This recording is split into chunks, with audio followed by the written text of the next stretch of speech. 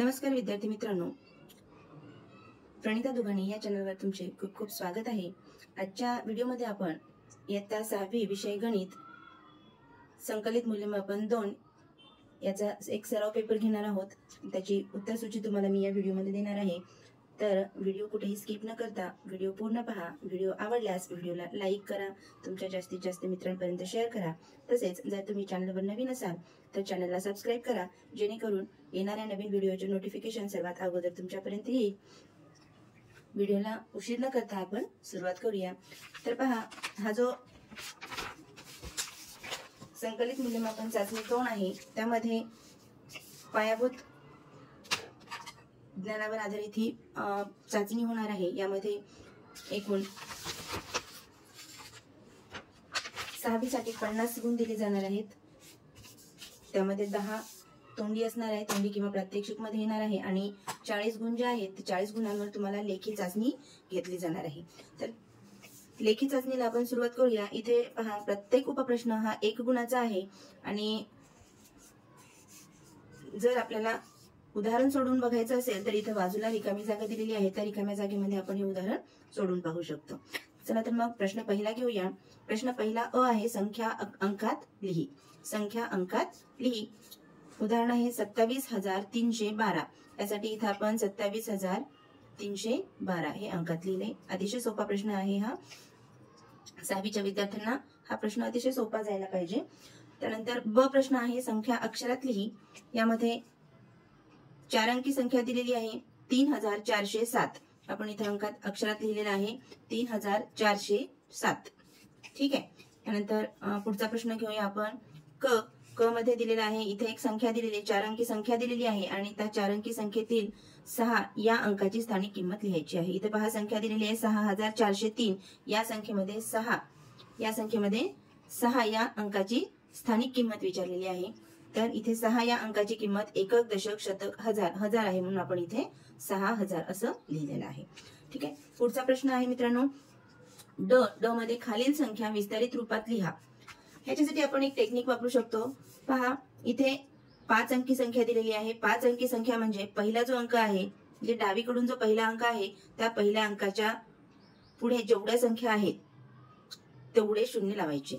अतिशय सोपी ट्रिक आहे। तर पहा, इथे 7 आहे, पहिला अंक 7 आहे, 7च्या पुढे 1 2 3 4 4 अंक दिलेले आहे, म्हणजे आपण इथे 4 शून्य लावले, म्हणजे 70,000 झाले इथे।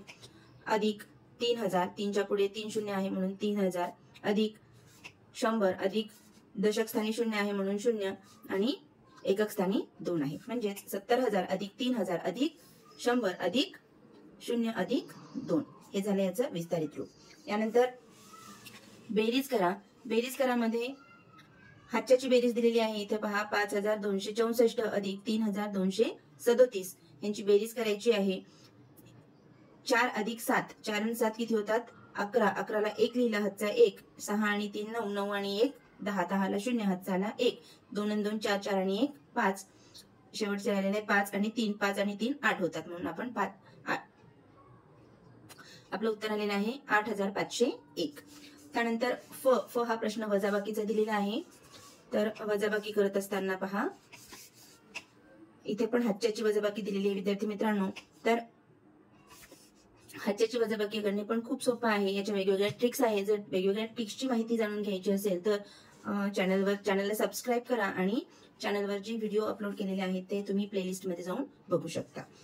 तर पहा, इथे वजाबाकी दिलेली आहे 6534 मधून 2317 वजा करायचे आहेत आपल्याला। इथे एकक स्थानी 4 आहे आणि इथे 7 आहे, म्हणजे 4 मधून 7 वजा करायचे आहेत। 4 मधून 7 वजा होत नाहीत, म्हणून आपण काय करणार आहोत, बाजूच्या घरून उसना घेणार आहोत, म्हणजे 3 कडून 3 दशक कडून 1 दशक उसना घेणार आहोत। इथे होतात 14 दशक।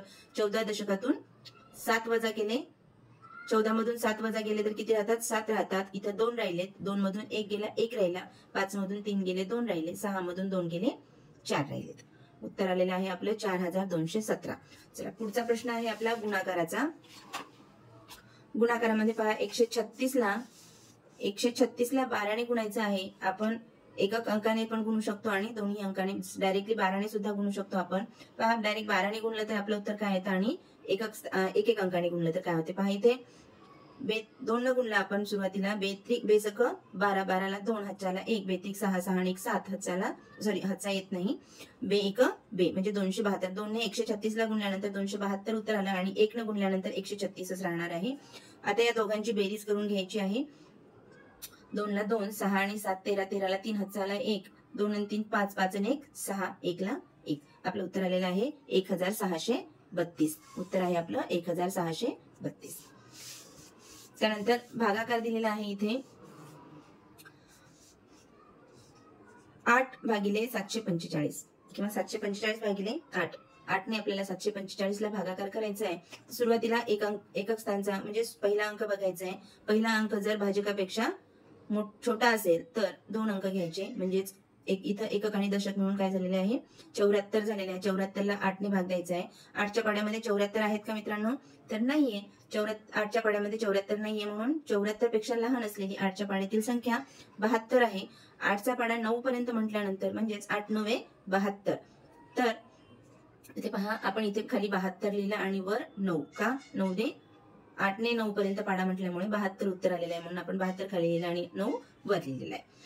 तर पहा 4 मधून 2 गेले तर किती राहतात 2 आणि 7 मधून 7 गेले 0 राहिले. इथे वरून 5 घेतले खाली. आता इथे 25 झाले. 25 8च्या पाड्यामध्ये 25 आहे का? तर पुन्हा हा प्रश्न येतो, नाही 8च्या पाड्यामध्ये 25 नाहीये आणि 8 ने 25 ला भाग पण जात नाही. मग काय करायचं? तर परत 25 पेक्षा लहान असलेली संख्या घ्यायची.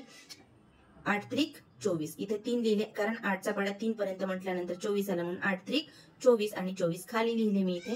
25 मधून 24 गेले किंवा एक अंकामधून वजा करा. 5 मधून 4 गेले 1 राहिले, 2 मधून 2 गेले 0 राहिले, म्हणजे इथे आपला भागाकार आलेला आहे 93 आणि बाकी आलेली आहे 1. यानंतरचा पुढचा प्रश्न पाहूया आपण. प्रश्न दुसरा आहे.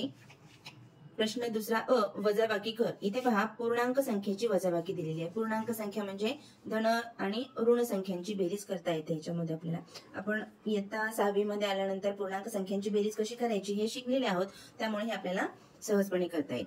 आपल्याला नियम माहिती पाहिजे. नियम माहिती असेल तर हे उदाहरण सोडवणं फार सोपं होते. जेव्हा पूर्णांक संख्यांची वजाबाकी करतो तेव्हा जर दोन्ही संख्या सारख्या चिन्ह असलेल्या संख्या असेल तर त्याच्यामध्ये विरुद्ध संख्या मिळवायची. म्हणजेच इथे ऋण 7ची विरुद्ध संख्या आहे धन 7. धन 7 ही याच्यामध्ये काय करायची आहे मिळवायची आहे. आता इथे ऋण 5 आहे अधिक 7, म्हणजे इथे काय करावं लागणार आहे आपल्याला सरळ सरळ वजाबाकी करावी लागणार आहे. मोठ्या संख्येतून लहान संख्या वजा करायची आहे. 7 मधून 5 गेले 2 राहिले. आता मोठी संख्या कोणती आहे 7 आहे, म्हणून आपण इथे +2 लिहिणार आहोत. मायनसचं चिन्ह येणार नाहीये. ठीक आहे. यानंतर पुढचा प्रश्न आहे आपला भागाकार कर. अपूर्णांकाचा भागाकार दिलेला आहे. इथे अपूर्णांकाचा भागाकार करत असताना पहा विद्यार्थी मित्रांनो, आपण एक गोष्ट शिकलेली आहे की जेव्हा आपण अपूर्णांकाचा गुणाकार करतो तेव्हा अंशाचा गुणाकार करतो आणि छेदाचा गुणाकार करतो. पण जेव्हा अपूर्णांकाचा भागाकार करतो तेव्हा आपण काय करतो, सरळ सरळ जो दुसरा अपूर्णांक दिलेला आहे म्हणजेच 1/4 हा अपूर्णांक दिला आहे, तर त्याच्या गुणाकार व्यस्ताने काय करणार आहोत आपण पहिल्या अपूर्णांकाला गुणाकार करणार आहोत. तर पहा इथे दुसरा अपूर्णांक 1/4 आहे. 1/4चा गुणाकार व्यस्त काय होईल 4/1. म्हणून आपण पहिला अपूर्णांक जशाला तसा लिहिला, भागाकाराऐवजी गुणाकाराचं चिन्ह लिहिलं आणि दुसऱ्या अपूर्णांकाचा गुणाकार व्यस्त लिहिला. आता इथे अंशाची बेरीज गुणाकार आणि छेदाचा गुणाकार. याच्यामध्ये पहा इथे अंशामध्ये 4 आहे. 4 ने 8 ला भाग जातो, म्हणून 4 1 4 4 2 8.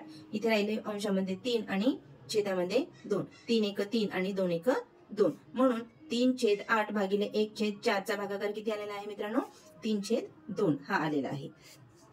ठीक आहे. यानंतर पुढचा प्रश्न आहे 3 ने निशेष भाग जाणाऱ्या संख्येला गोल कर. 3 ने निशेष भाग जाणाऱ्या संख्येला गोल कर. इथे चुकलेला आहे, सॉरी. आता पहा 3 ने निशेष भाग जाणारी संख्या कोणती आहे. इथे दिलेल्या संख्येपैकी 3 ने निशेष कोणत्या संख्येला भाग जातो. पहा इथे आपल्याला 3ची कसोटी माहित पाहिजे. कसोट्या माहिती असतील तर हे उदाहरण सोडवायला फार सोपं होईल. 3ची कसोटी आहे जर दिलेल्या संख्येतील अंकाच्या बेरजेला जर दिलेल्या संख्येतील अंकाच्या बेरजेला 3 ने भाग जात असेल तर त्या पूर्ण संख्येला 3 ने भाग जातो. म्हणून आपण इथे सगळ्या संख्येची बेरीज करून पाहूया. इथे 6 अधिक 5 अधिक 3 किती होतात 11 आणि 3 14 होतात. म्हणजे 14ला 3 ने भाग जात नाही, म्हणून ही संख्या नाही. 1 अधिक 8 9 9 आणि 7 16 होतात, म्हणजे 16ला सुद्धा 3 ने भाग जात नाही. 2 ला आपण बाद केलेला आहे अगोदरच कारण एकक स्थानी 8 आहे आणि 8 आणि 5 13 होतात. 13ला सुद्धा 3 ने भाग जात नाही, म्हणजे हे आपलं काय आहे बरोबर उत्तर आहे, म्हणून आपण 243 ला सर्कल केलेला आहे. यानंतर पुढचा प्रश्न आहे आपला 6 सेंटीमीटर आणि 48 सेंटीमीटर लांबीच्या दोन काड्यांच्या सारखे लांबीचे तुकडे करायचे आहे, तर अशा प्रत्येक तुकड्याची लांबी जास्तीत जास्त किती सेंटीमीटर असावी? यासाठी आपल्याला काय करावं लागणार आहे, 16 आणि 48 सुरुवातीला विभाजक काढून घ्यावे लागणार आहेत आणि नंतर मग मसावी काढून घ्यायची आहे. पहा, मसावी काढायचं आपण शिकलेलो आहोत. जर मसावी काढता येत नसेल तर तुम्ही चॅनलच्या प्लेलिस्टवर जाऊ शकता. इथं 6वीची प्लेलिस्ट आहे, त्यामध्ये मसावी कशा प्रकारे काढायची हे तुम्हाला समजून जाईल.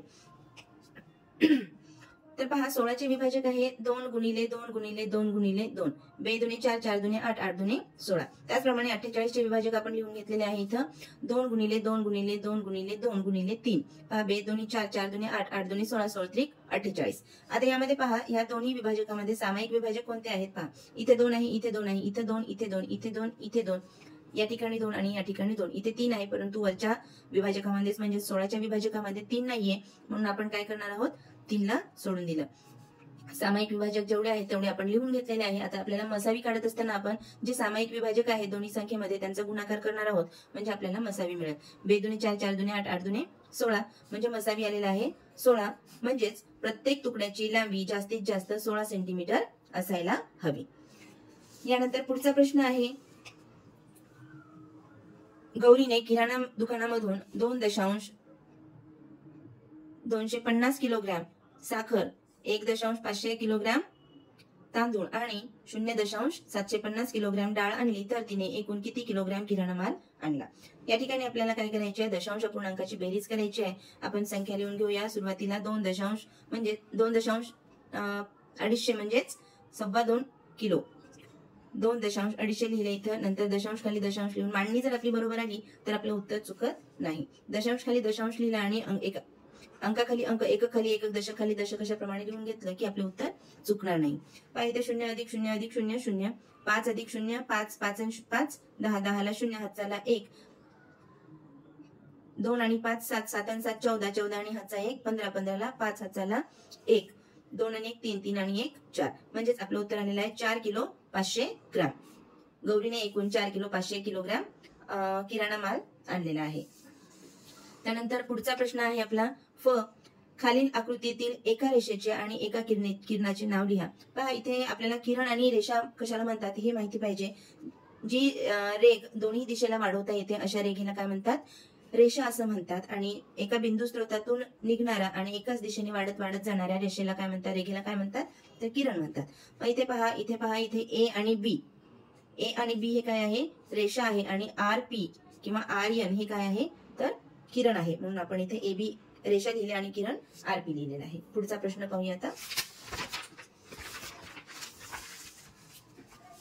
दिलेल्या आकृतीमध्ये बाणाने दाखवलेल्या कोणाचा प्रकार कोणता ते लिहायचा आहे. इथे बाणाने दाखवलेला इथे दाखवलेला आहे, म्हणजे हा 90 अंशापेक्षा म्हणजे 180 पेक्षा मोठा हा कोण आहे. म्हणजे 180 अंशापेक्षा जर मोठा कोण असेल तर तो प्रविशाल कोण असतो. विद्यार्थी मित्रांनो, चला पुढचा प्रश्न घेऊया आपण. चला खेळूया या उपक्रमामध्ये आलेखावर आधारित हा प्रश्न आहे. चला खेळूया या उपक्रमामध्ये एका शाळेतील विविध खेळ खेळणाऱ्या विद्यार्थ्यांची संख्या खालील तक्त्यात दर्शवली आहे. या माहितीच्या आधारे साधा स्तंभालेख काढायचा आहे. प्रमाण y अक्षावर 1 सेंटीमीटर बरोबर 10 विद्यार्थी घ्यायचे आहे. इथे संख्या खेळाच्या प्रकारानुसार काय दिलेले आहे, विद्यार्थी संख्या दिलेली आहे. खो खो खेळणारे 40 विद्यार्थी, धावणे 55 विद्यार्थी, क्रिकेट 35 विद्यार्थी आणि लगोरी 20 विद्यार्थी. इथे आपण काय केलेलं आहे, y अक्षावर हा y अक्ष आणि हा x अक्ष. y अक्षावर 1 सेंटीमीटर बरोबर 10 विद्यार्थी घेतले आणि इथे x अक्षावर खेळ घेतलेले आहे. आपण खो खो, धावणे, क्रिकेट आणि लगोरी हे खेळ लिहून घेतलेले आहे. आणि पहा, इथे आता खो खो खेळणाऱ्या विद्यार्थ्यांची संख्या आहे इथे 40, म्हणून आपण इथे पहा 40 लिहिलेले आहे. 10 20 30 40 50 60 हे अंक कसे घेतलेले आहे, तर 1 सेंटीमीटर बरोबर 10 घेतलेले आहे. आणि जो सगळ्यात मोठा अंक आहे इथे 55 दिलेला आहे. पहा, 55 सगळ्यात मोठी संख्या आहे, म्हणून आपण 60 पर्यंत अंक लिहिलेले आहे. त्यानंतर पहा, 40ला इथे 40 आहे म्हणून इथे टिक केलं आणि पट्टीच्या सहाय्याने आपण काय केलं, इथे एक स्तंभ काढला. मी तो ओळखायला येण्यासाठी भरून घेतलेला आहे पेनच्या सहाय्याने, थोडं शेडिंग केलेलं आहे. तर पहा, तुम्ही केलं तरी चालते किंवा नाही केलं तरी चालते. धावण्यामध्ये 55 विद्यार्थी आहे. पहा, इथे 50 आणि 60 मध्ये जी मधली मोठी डार्क रेषा आहे तिला आपण 55 म्हणूया आणि इथे 55 ला मी काय केलेला आहे, हा धावणेचा एक स्तंभ काढलेला आहे. त्यानंतर क्रिकेटचा 35 वर स्तंभ काढायचा आहे. 30 आणि 40 मध्ये 35 येते म्हणून आपण इथे 30 आणि 40 मध्ये एक आडवी रेषा घेतली. मोठी जी डार्क रेषा आहे त्याला आपण काय केलं मित्रांनो, तर इथे एक स्तंभ काढून घेतला. आणि शेवटचा स्तंभ आहे आपला लगोरीचा स्तंभ. 20 विद्यार्थी सहभागी होते यामध्ये. 20 वर डायरेक्टली इथे 10 20 वर आपण एक पट्टी मारली आणि तो स्तंभ आखून घेतलेला आहे. चला प्रश्न तिसरा पाहूया आता.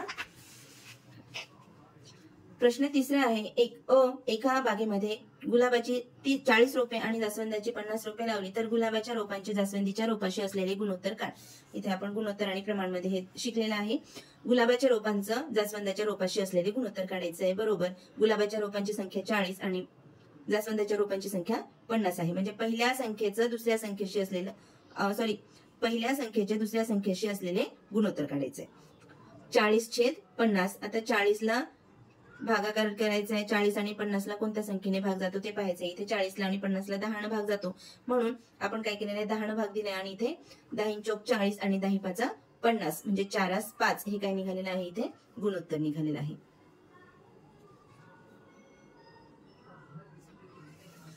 त्यानंतर पुढचा प्रश्न आहे, पुढील अपूर्णांकाचे शेकडेवारीत रूपांतर कर. इथे पहा अपूर्णांक दिलेला आहे 15/25. तर 25 ला म्हणजे छेदाला आपल्याला काय करायचंय, शेकडेवारीत रूपांतर करायचंय. म्हणजे 100 मध्ये रूपांतर करायचं आहे. तर 25 ला 100 मध्ये रूपांतरित करायचं असेल तर 25 ला 4 ने गुणाकार करावा लागतो. म्हणजे 25 चौक 100 होईल. तर आपल्याला अंशाला आणि छेदाला दोघांनाही 4 ने गुणाकार करायचा आहे. 15 गुणिले 4 आणि 25 गुणिले 4. 15 आणि 4 चा गुणाकार 15 चौक 60 आणि 25 चौक 100 म्हणजे 60/100 आलेला आहे. बरोबर 60%. हे झालं आपलं शेकडेवारीत रूपांतर. त्यानंतर पुढचा प्रश्न आहे, रहीमने 1500 रुपयांची सफरचंद खरेदी केली आणि सर्व सफरचंद 1800 रुपयास विकली तर या व्यवहारात त्यास नफा झाला की तोटा आणि किती रुपये.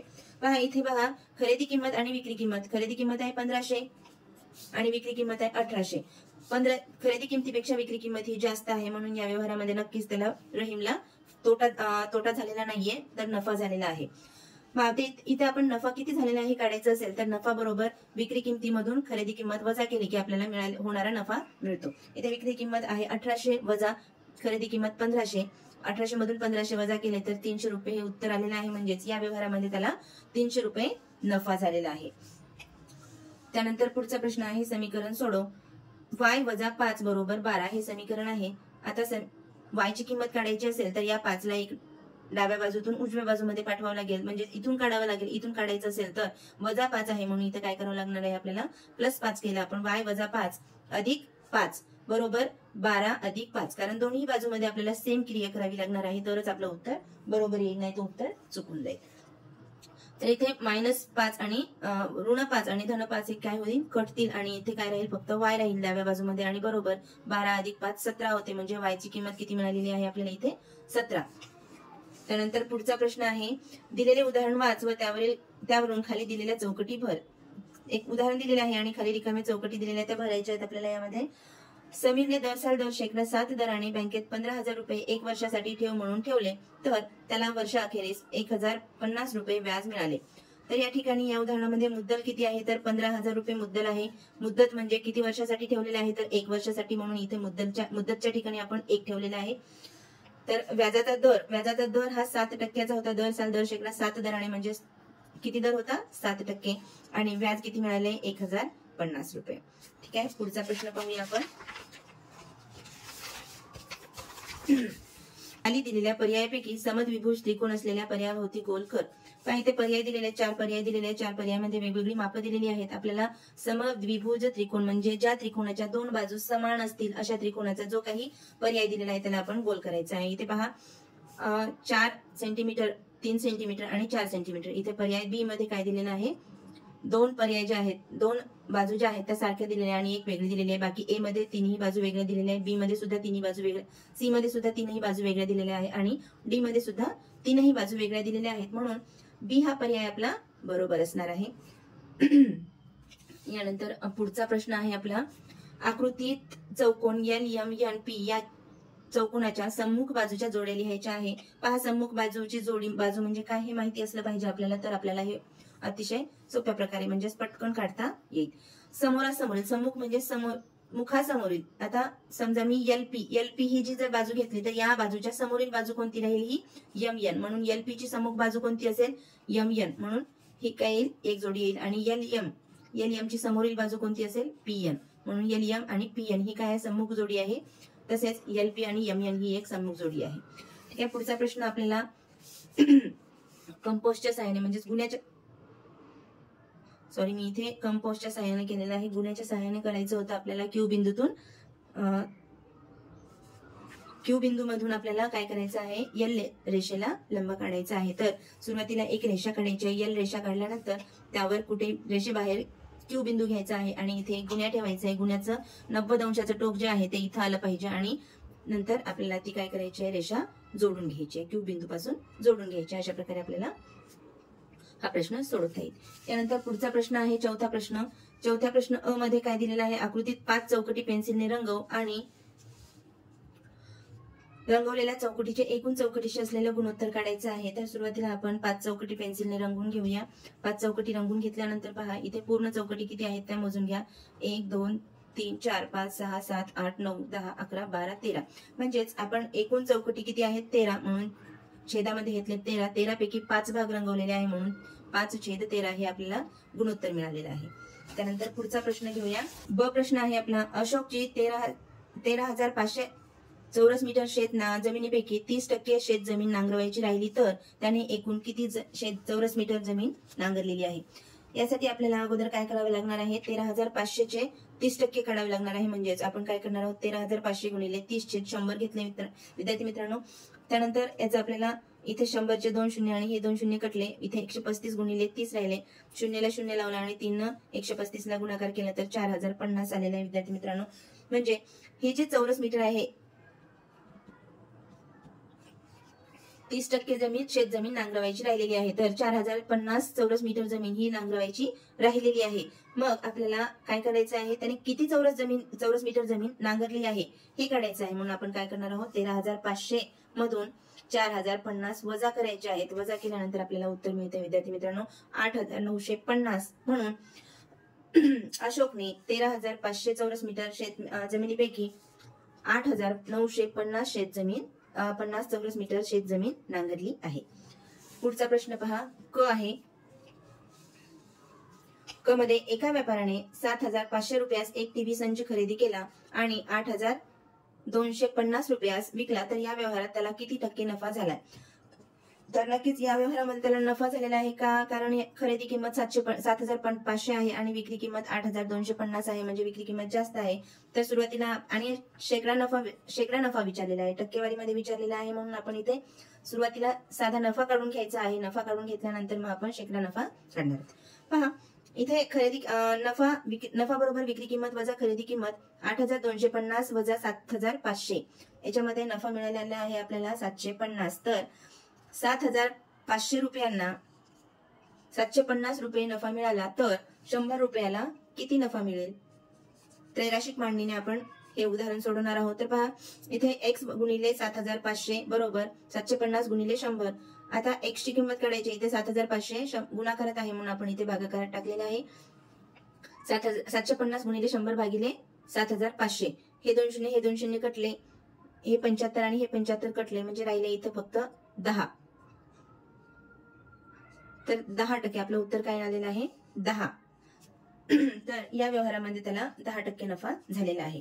त्यानंतर पुढचा प्रश्न आहे आपला, जॉनने 10,500 रुपये दर शेकडा दराने 8 दराने एका वर्षासाठी बँकेत ठेवले तर 1 वर्षानंतर जॉनला एकूण किती रुपये मिळतील. यामध्ये पहा, मुद्दल किती आहे, 10,500. दर आहे 8 आणि 1 वर्षासाठी म्हणजेच मुद्दत किंवा काळ म्हणू शकतो आपण त्याला, 1 वर्ष आहे. तर आपल्याला काय काढायचंय, 1 वर्षानंतर जॉनला किती रुपये मिळतील म्हणजे रास काढायची आहे. तर रास काढण्यासाठी आपल्याला अगोदर व्याज माहिती असणं आवश्यक आहे. म्हणून आपण सर्व व्याज काढणार आहोत. सर्व व्याजचं सूत्र आहे म गुणिले द गुणिले क भागिले 100. इथे म म्हणजे मुद्दल आहे 10,500 गुणिले 8 गुणिले 1 भागिले 100. 2 शून्य 2 शून्य कटले. 105 गुणिले 8. तर 105 गुणिले 8 केलं तर 840 उत्तर आलेलं आहे. म्हणजे हे आपलं सरळ व्याज आहे 40 रुपये. तर रास काढण्यासाठी सूत्र आहे आपल्याला मुद्दल अधिक सरळ व्याज. मुद्दल आहे आपली 10,500 आणि व्याज आहे 840 रुपये. तर आपली रास होईल 11,340 रुपये. म्हणजेच 1 वर्षानंतर जॉनला एकूण 11,340 रुपये मिळतील. त्यानंतर पुढचा प्रश्न आहे, एका संख्येमध्ये 5 मिळवले असता बेरीज 21 मिळते या विधानाचे गणिती रूपांतर करायचे, म्हणजे समीकरण तयार करायचं आहे. एक संख्या म्हणजे आपल्याला माहित नाहीये, माहित नसलेल्या संख्येबद्दल आपण एक्स घेतलेला आहे. एक्स मध्ये जर आपण 5 मिळवले म्हणजे अधिक 5 केले तर आपल्याला 21 उत्तर मिळते, म्हणून आपण बरोबर 21. एक्स अधिक 5 बरोबर 21 हे आपलं उत्तर म्हणजे समीकरण तयार झालेलं आहे. यानंतर पुढचा प्रश्न घेणार आहोत आपण. पुढचा प्रश्न अतिशय सोपा आहे. पर्याय आकृती दिलेल्या आकृतीचं निरीक्षण करायचं आहे आणि प्रश्नाचं उत्तर लिहायचं आहे. खाली दिलेल्या घडीपासून तयार होणाऱ्या त्रिमितीय आकृतीच्या शिरोबिंदूंची संख्या किती आहे ते लिहा. पहा, हा जो आकृती दिलेली आहे, ही जी आकृती दिलेली आहे तिचा जर आपण आकृतीपासून एक जर त्रिमितीय वस्तू तयार केली तर या त्रिमितीय वस्तूचं नाव आहे इष्टिकाचिती. इष्टिकाचितीची शिरोबिंदूंची संख्या ही 8 असते. इष्टिकाचितीच्या शिरोबिंदूंची संख्या 8 असते, म्हणून आपण इथे काय केलेलं आहे, 8 लिहिलेला आहे. त्यानंतर पुढचा प्रश्न आहे, त्रिकोण PQR मधील सर्व कोणाची मापे मोज व खाली प्रश्नाची उत्तरे लिही. पहा, इथे क्यू या कोणाचं माप विचारलेलं आहे. क्यू या कोणाचं माप कोण मापकाच्या सहाय्याने मोजल्यानंतर 60 आलेलं आहे विद्यार्थी मित्रांनो, म्हणून मी इथे 60 लिहिलेला आहे. आणि हा त्रिकोणाचा प्रकार कोणता होईल? हा त्रिकोणाचा प्रकार काटकोण आहे, कारण इथे एक कोण हा कितीचा आहे, 90 अंशाचा आहे, म्हणून हा कोण कोणता होईल, काटकोण होईल. काटकोण हे उत्तर आपलं बरोबर असणार आहे. त्यानंतर पुढचा प्रश्न आहे, षटकोनाच्या सर्व कोणाच्या मापांची बेरीज किती असते हे खालील प्रमाणे काढायचं आहे. तर इथे मोजपट्टीच्या सहाय्याने रेख AC, इथे षटकोन दिलेला आहे, षटकोनामध्ये रेख AC जोडलेला आहे, AE जोडलेला आहे आणि AD जोडलेला आहे. तर तयार झालेल्या त्रिकोणांची संख्या पहा, 1 2 3 4 त्रिकोणांची संख्या तयार झालेली आहे. आता षटकोनाच्या सर्व कोणाच्या मापांची बेरीज काढायची आहे. तर यासाठी सूत्र दिलेले आहे, त्रिकोणांची संख्या गुणिले एका त्रिकोणाच्या सर्व कोणाची बेरीज. आता कोणताही एक त्रिकोण जर घेतला आपण तर त्याच्या कोणत्याही त्रिकोणाच्या सर्व कोणाची बेरीज किती असते, 180 अंश असते. मग त्रिकोणाची संख्या किती झालेली आहे, इथे 1 2 3 4 झालेली आहे, इथे 4 लिहिला आणि बेरीज ही 180. 4 गुणिले 180 केलं तर उत्तर आलेलं आहे 720. म्हणजेच षटकोनाच्या सर्व कोणाच्या मापांची बेरीज किती असणार आहे, 720 असणार आहे. त्यानंतर प्रश्न 5वा सुरू होणार आहे विद्यार्थी मित्रांनो, हा शेवटचा प्रश्न आहे. प्रश्न 5व्या मध्ये उदाहरणं दिलेली आहे, ती उदाहरणं आपण सोडून घेऊया. खालील उदाहरणातील दिलेल्या माहितीवरून समीकरण तयार कर व उकल शोध. पहा, इथे सरिताचे वय तिच्या दोन्ही मुलांच्या वयाच्या बेरजेपेक्षा 8 वर्षाने अधिक आहे. दोन्ही मुलांच्या वयाची बेरीज 37 वर्ष असल्यास सरिताचे वय काढा. तर पहा, इथे सरिताचं वय दिलेलं नाहीये, पण तिच्या मुलांच्या वयाची बेरीज दिलेली आहे आणि तिचं वय जे आहे ते तिच्या मुलांच्या वयाच्या बेरजेपेक्षा 8 वर्षाने जास्त आहे. म्हणजे मुलांच्या वयाची बेरीज, समजा तिचे वय X मानलं आपण, तर तिच्या मुलांच्या वयाची बेरीज किती होईल, 37 बरोबर. म्हणजेच सरिताचे वय जर काढायचं असेल आपल्याला तर X वजा 8 बरोबर 37. कारण तिच्या मुलांच्या वयाची बेरीज करायची असेल तर काय करावं लागणार आहे, तिच्या वयातून 8 वजा करावं लागणार आहे. म्हणून आपण काय केलेलं इथं, X वजा 8 बरोबर 37 हे तिच्या मुलांच्या वयाची बेरीज आहे. X वजा 8 आहेत म्हणून आपण 8 घालवण्यासाठी काय करणार आहोत, दोन्ही बाजूमध्ये 8 मिळवले. हे 8 आणि हे 8 कॅन्सल झाले, तर X बरोबर 37 अधिक 8 बरोबर 45. म्हणजेच सरिताचे वय 45 हे येणार आहे. आणि हा अतिशय महत्वाचा प्रश्न, हा प्रश्न जो आहे तो 6वीला दिलेला आहे, पण हा प्रश्न बऱ्याचदा स्पर्धा परीक्षांमध्ये सुद्धा विचारला जातो. म्हणजे पोलीस भरती असेल, तलाठी भरती असेल, तर अशा वेगवेगळ्या स्पर्धा परीक्षांमध्ये सुद्धा अशा प्रकारचे प्रश्न विचारले जाऊ शकतात. यानंतर पुढचा प्रश्न आहे, 20 मुलांच्या सहलीचा खर्च 1600 रुपये आहे, तर 25 मुलांच्या सहलीचा खर्च किती आहे हे आपण त्रैराशिक मांडणीने काढू शकतो. जर 20 मुलांच्या सहलीचा खर्च 1600 रुपये असेल तर 25 मुलांच्या सहलीचा खर्च किती, त्रैराशिक मांडणी जर केली, 20 गुणिले X बरोबर 1600 गुणिले 25. X ची किंमत काढायची असेल तर हे गुणाकारात आहे, उजव्या बाजूमध्ये गेल्यानंतर ते काय होईल, भागाकारात जाईल. म्हणजे X बरोबर 1600 गुणिले 25 भागिले 20. तर 20 8 160 आणि 20 0 0. म्हणजेच इथे आपल्याला मिळालेला आहे X बरोबर 80 गुणिले 25. आता 25 आणि 80चा गुणाकार किती आलेला आहे, 2000. तुम्ही पाहू शकता, 25 8 200 आणि 25 0 0. तर 25 मुलांच्या सहलीचा खर्च किती येईल विद्यार्थी मित्रांनो, 2000 रुपये येईल. त्यानंतर पुढचा प्रश्न आहे, एका वस्तूची खरेदी किंमत 400 रुपये आहे, ती वस्तू दुकानदाराने 600 रुपयांना विकली, तर त्याला शेकडा नफा अगर तोटा किती झाला? तर या व्यवहारामध्ये नफा झाला, कारण खरेदी किमतीपेक्षा विक्री किंमत जास्त आहे आणि खरेदी किमतीपेक्षा विक्री किंमत जास्त असेल तर नक्कीच त्या व्यवहारामध्ये नफा होत असतो. मग इथे नफा किती झालाय? 200 रुपये. सरळ सरळ आपल्याला लक्षात येते, 600 मधून 400 गेले तर 200 रुपये नफा झालेला आहे. मग 400 रुपयांना जर 200 रुपये नफा होत असेल तर 100 रुपयाला किती नफा होईल? मग शेकडे नफा काढायचा असेल तर आपण त्रैराशिक मांडणी केले, 200 गुणिले 100 बरोबर 400 गुणिले x बरोबर, म्हणून x बरोबर 200 गुणिले 100 भागिले 400 केले आपण, कारण 400 हे इथे x ला गुणाकारत होते आणि बरोबरच्या पुढे गेल्यानंतर ते काय झाले? भागाकारात गेलेले आहे. आता इथे 200 दुने 400 आणि बे 5 10 बे 0 0 म्हणजेच 50% उत्तर मिळालेलं आहे. म्हणजेच या व्यवहारामध्ये त्याला 50% नफा झालेला आहे. यानंतर पुढचा प्रश्न आहे आपला, त्रिकोण काढण्यासाठी तिन्ही बाजूंची लांबी पुढे दिलेली आहे, त्या लांबीच्या आधारे त्रिकोण काढता येईल का ते सकारण ठरव. पहा, इथे लांबी दिलेली आहे 7 सेंटीमीटर, 6 सेंटीमीटर आणि 5 सेंटीमीटर. तर हा प्रत्येक बाजूची लांबी काही दिलेली आहे, वेगवेगळी दिलेली आहे आणि प्रत्येकामध्ये कितीचा फरक आहे? 1 चा फरक आहे. त्यामुळे हा विषमभुज त्रिकोण होईल आणि हा विषमभुज त्रिकोण आपल्याला काढता येईल. मी इथे काढलेला आहे, कंपोस्टच्या सहाय्याने इथे मी काढलेला आहे. ठीक आहे. यानंतर पुढचा प्रश्न आहे आपला, रेषा आरटी काढायची आहे आणि त्या रेषेवर n बिंदू घ्यायचा आहे. आणि कोनमापकाच्या सहाय्याने बिंदू n मधून आपल्याला रेषा आरटी ला लंब काढायचा आहे. तर रेषा आरटी घेतलेली आहे आणि इथे n बिंदू घेतलेला आहे. रेषेवर कुठेही n बिंदू घेतला आणि इथे काय करायचं आहे? आपल्याला कोनमापक ठेवायचं आहे आणि कोनमापकाच्या 90 अंश जिथे होईल त्या ठिकाणी टिक करायचं आहे आणि ती रेषा आपल्याला जोडून घ्यायची आहे. तर फ हा प्रश्न आहे, ज्येष्ठ नागरिकांनी रुपये 8,000 मुदत ठेव खात्यात दर शेकडा 11 दराने ठेवलेले आहेत, तर एका वर्षानंतर त्याला किती रुपये व्याज मिळेल? व्याज काढायचं आहे. मुद्दल दिलेली आहे 8,000, दर दिलेला आहे 11 आणि काळ दिलेला आहे 1 वर्ष. तर व्याज काढायचं आहे आपल्याला. व्याज बरोबर सूत्र माहिती आपल्याला, म गुणिले द गुणिले क बरोबर 100 बरोबर.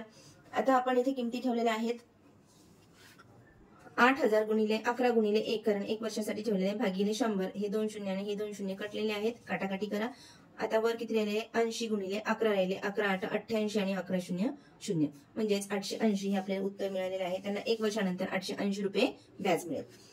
त्यानंतर खाली दिलेल्या बंदिस्त त्रिमितीय आकृतीच्या पृष्ठांची संख्या किती ते चौकटीत लिहायचं आहे. इथं ही जी बंदिस्त त्रिमितीय आकृती आहे हिला वृत्तचिती असे म्हणतात आणि वृत्तचितीला पृष्ठे नसतात आणि जे पृष्ठे असतात ते 2 वर्तुळाकार सपाट पृष्ठे असतात आणि एक जो आहे तो वर्तुळाकार वक्रपृष्ठ असते. 2 वर्तुळाकार सपाट पृष्ठ असतात, खालचं आणि वरचं, आणि ही जी हे दिसत आहे हे जे आहे ते हे वक्रपृष्ठ असते. त्यानंतर पहा, भौमितिक आकृत्यावरच आधारित हा प्रश्न आहे. खाली दिलेल्या घडणीपासून तयार होणाऱ्या त्रिमितीय आकृतीचे नाव चौकटीत लिहा. याच्यापासून जी आकृती तयार होते त्याचं नाव आहे त्रिकोणी चिती. तर अशा प्रकारे आपला सराव प्रश्न पत्रिका सोडवून झालेली आहे. विद्यार्थी मित्रांनो, नक्की आशा करते नक्कीच तुम्हाला हे सर्व प्रश्न समजलेले असतील आणि हा व्हिडिओ जर तुम्हाला आवडला तर व्हिडिओला लाईक करा, जास्तीत जास्त शेअर करा आणि चॅनलवर नवीन असाल तर चॅनलला सबस्क्राईब करा, जेणेकरून येणाऱ्या नवीन व्हिडिओजचे नोटिफिकेशन तुम्हाला सर्वात अगोदर येईल. अशाच प्रकारचे वेगवेगळ्या सर्व प्रश्नपत्रिका आणि शैक्षणिक माहिती आपल्या चॅनलवर नेहमीच येत असते. धन्यवाद.